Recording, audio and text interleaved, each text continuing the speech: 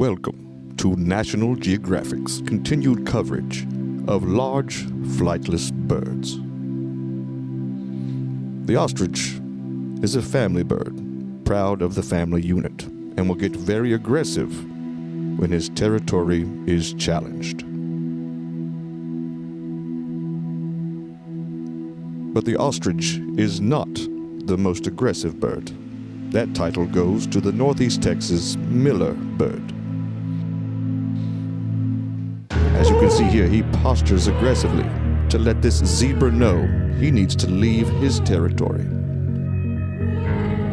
He grows larger and larger and begins an aggressive dance to let the zebra know you need to leave.